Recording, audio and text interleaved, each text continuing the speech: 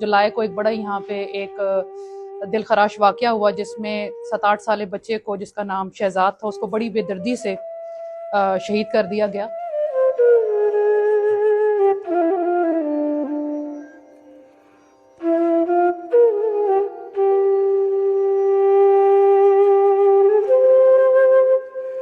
عادل په خپل دا اقرار وکړو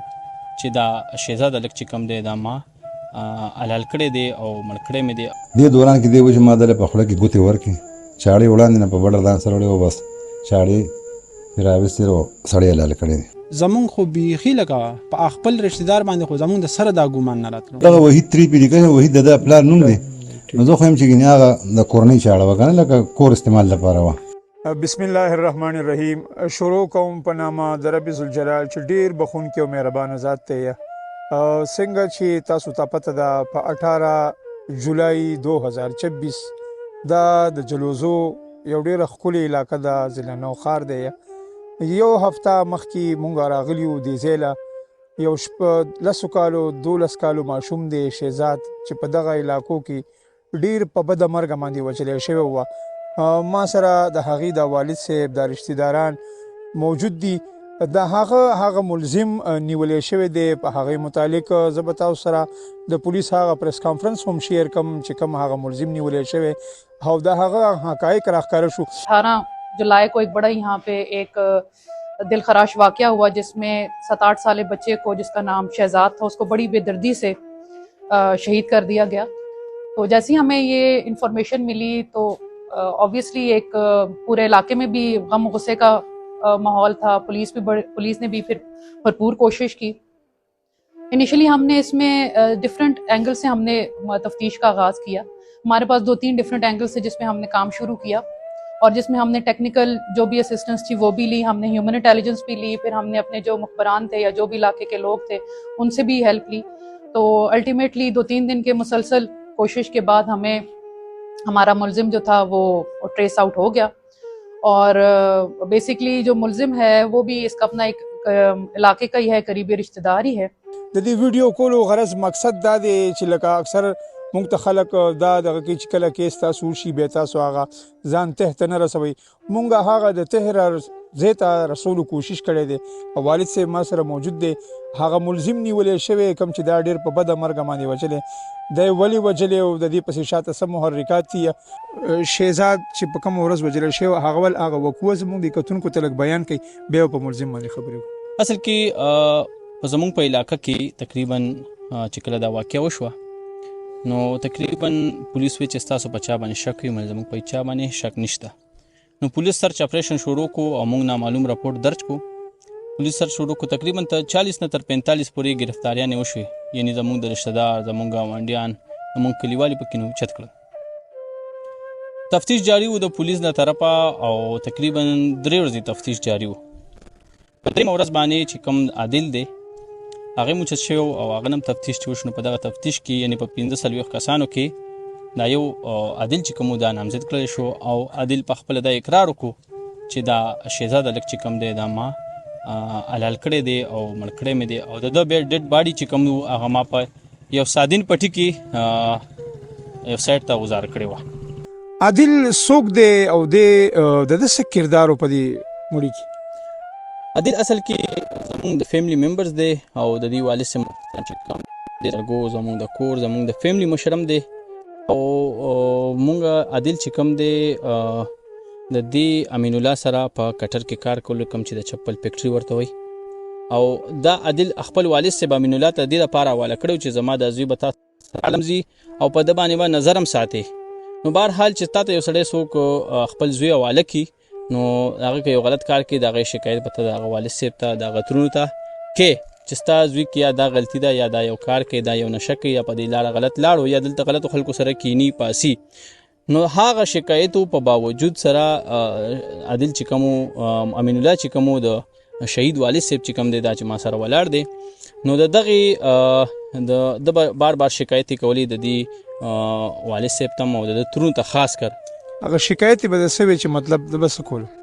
هغه شکایت دا وی روزانه چې ستا بچنګي چې کم دی عادل د ستا وراره چې کم دی عادل نو د غلطو خلکو سره کینی پاسی او د یو قسم نشم شروع کړی ده نو د هغه وجوهاتو نه عادل تنګ او دا غلط اقدام اوچت کو چې کمزوري د امین الله د زوی د شهزاد نه وستو مته خبره امین الله درته وایا چې ستاسو داسې شک راتلو چې یاره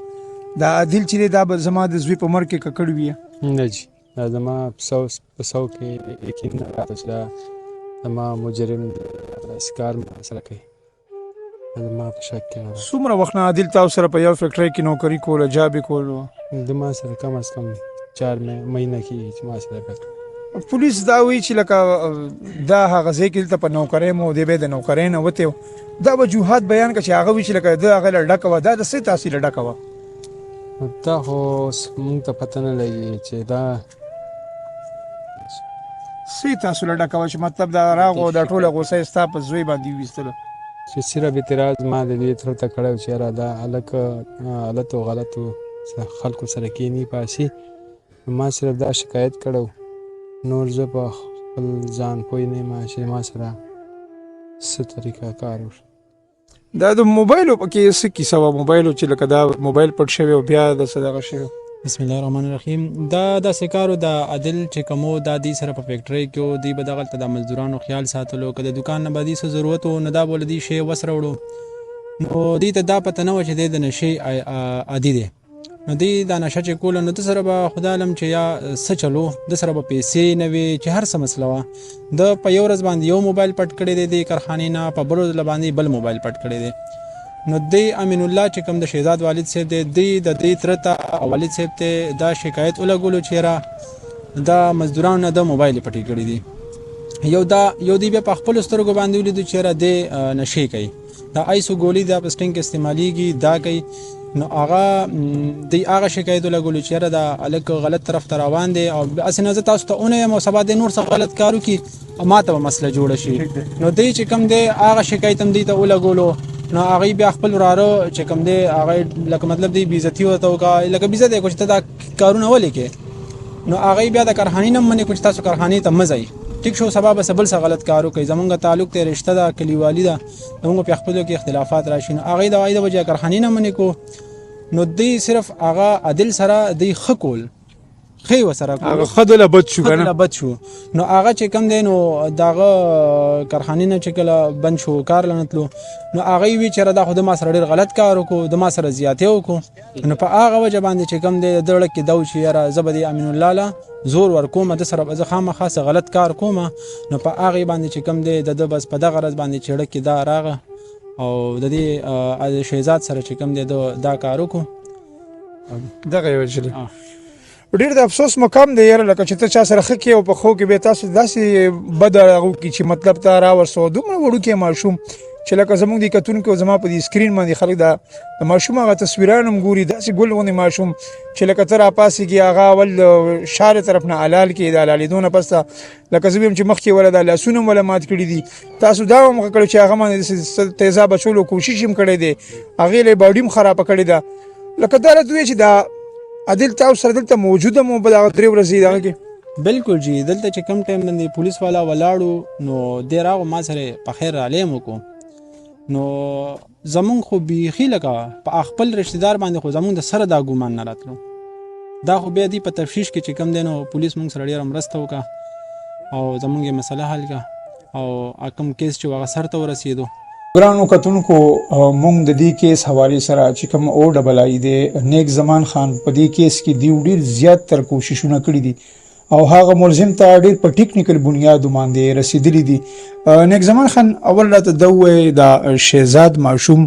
وجلې شوی څنګه دی د دې لپاره دی الکس پلانینګ کړو اعوذ بالله من الشیطان الرجیم بسم الله الرحمن الرحیم کاری صاحب ډیره مننه مهرباني تاسو ټیم چې تاسو د پولیس موقف اورئ